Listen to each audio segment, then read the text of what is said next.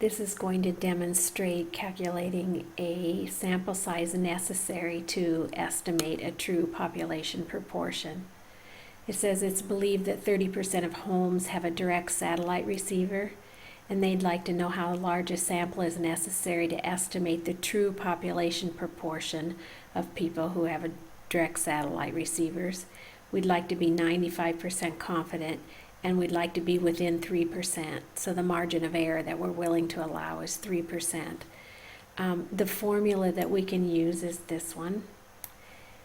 It's going to give us the sample size. The p hat we use from this belief right here. So we're going to use 0.30 for the p hat. And then the q hat would be what percent of homes we believe do not have direct satellite. So that'd be 70%. The Z is going to come from the confidence level that we would eventually use for our confidence interval. And when it's 95%, the Z is a 1.96. There's a previous video that shows how to find these Z's. And then the error we're willing to allow, the margin of error, is 3%. We'll put this in as a decimal also, 0.03. So the way we would write this is P hat is 0.30, Q hat 0.70. This has to do with the 95% confidence level. Whoops. And then we'll write this in as 0.03, and then you have to square this part right here. So on the calculator,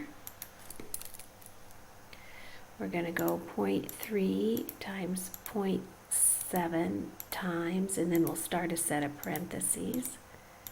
1.96 divided by 0.03, end your parentheses, and then just square the parentheses and enter.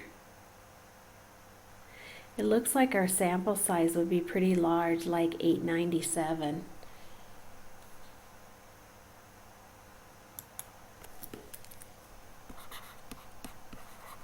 So we'd have to sample 897 homes in order to create a confidence interval and be 95% confident we've captured the true proportion.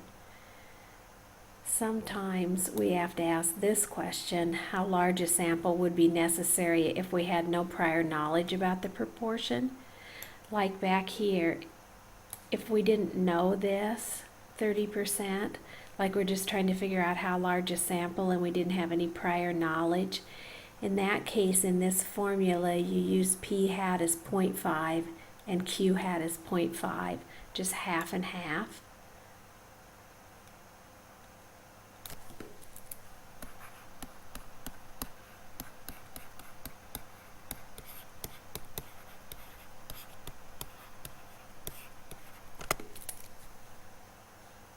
Let's put that in the calculator.